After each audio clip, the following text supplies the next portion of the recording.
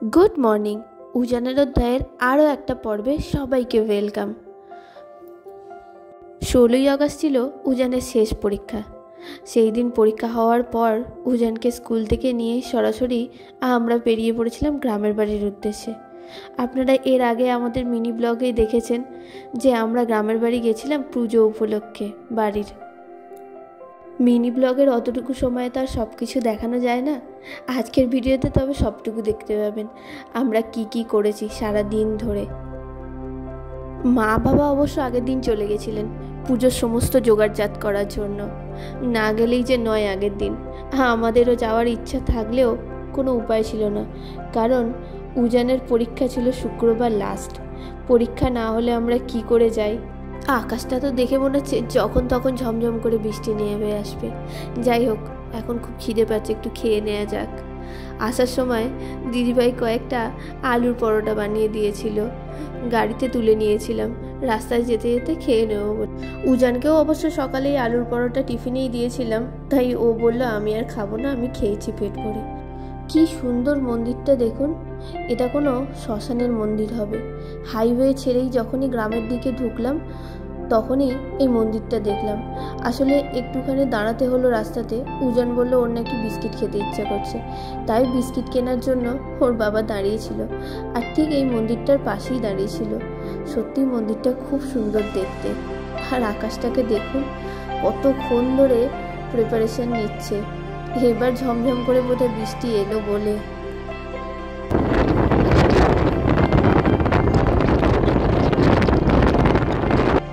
এই দেখুন, বলতে বলতেই কেমন অঝরে বৃষ্টি এসে গেছে। আর গ্রামের দিকে এই সবুজের ওপর বৃষ্টি পড়া দেখতে কি ভালো লাগে, তাই না? এই বৃষ্টির জন্য অবশ্য আমাদের একটু দেরি হয়ে গেল, প্রায় আধা ঘন্টা মতো আমরা লেট হয়ে গেছি বাড়ি ঢুকতে। কারণ বৃষ্টিতে তো আস্তে আস্তে গাড়ি চালাতেই হবে। তার উপরে যখন গ্রামের ভেতরের রাস্তায় গাড়ি ঢোকে তখন তো খুব সাবধানে চালাতে হয়, কারণ এই রাস্তাটা এত ছোট, ড্রেন আর পুকুর প্রায় এক হয়ে যায়, বোঝা যায় না। খুব সাবধানে বুঝে শুনে আস্তে আস্তে গাড়ি চালাতে হয়। আর উজান আসতেই এই যে সামনে দেখা যাচ্ছে, এটা হচ্ছে আমাদের শিবতলার এই যে নাট মঞ্চ আছে যেখানে হরিনাম এইসব হয়, ওখানেই ওর বন্ধুরা ছিল। ও আসতেই ওখানে এসে আগে ঢুকে পড়েছে গাড়ি থেকে নেমে, বন্ধুদের সাথে খেলবে বলে। আর আপনার বেরোনোর সময় তাড়াহুড়ো করে এমন একটা ভুল করেছি যে একটা ছাতা নেব সেটাই একদম ভুলে গেছি। যাই হোক, খুব একটা অসুবিধা হয়নি। এই শিব মন্দিরে যারা ছিলেন ওনাদের কাছে একটি ছাতা ছিল, সেটা নিয়েই বাড়িতে ঢুকলাম। আর এসে দেখি এদিকে পুজো প্রায় শেষের দিকে, হোম শুরু হয়ে গেছে। এই গোল্ডেন টাইলসটা লাগিয়ে সত্যিই কিন্তু দারুণ লাগছে। তার উপরে যে ওই হাইলাইটার যে লাইটগুলো হয় সেটাও দেওয়া হয়েছে। পিসমশাইয়ের পছন্দ আছে বলতে হবে। যাই হোক, বেলা তো অনেকটা হয়েছে, এবার উজানকে নিয়ে যাই স্নান করাতে। আর উজানের খুব প্রিয় জায়গা বাড়ির এই ছোট ছোট জানলাগুলো।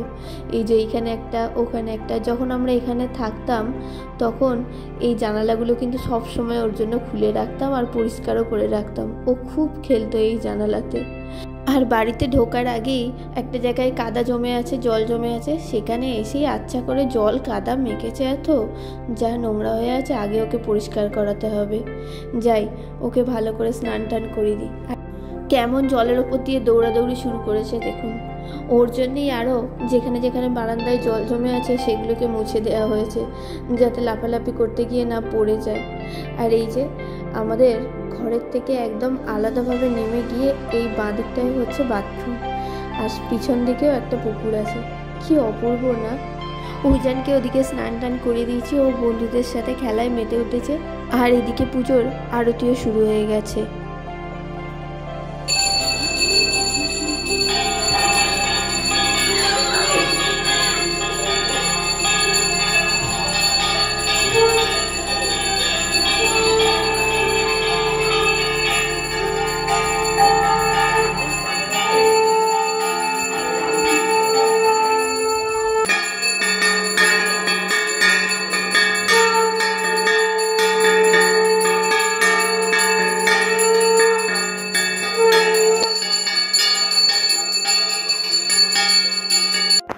এই যে ঠাকুর মন্দিরের পাশেই এই জায়গাটাই হচ্ছে আমাদের রান্নাঘর।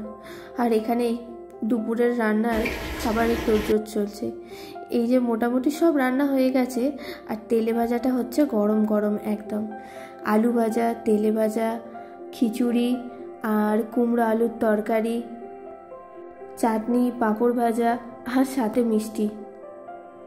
উজান তো ওর বন্ধুকে ছাড়া খেতে বসবে না, তো এখন সবেমাত্র ওর একটি বন্ধু, বাকি বন্ধুরা স্কুলে গেছে, তারাও পরে এক এক করে আসছে।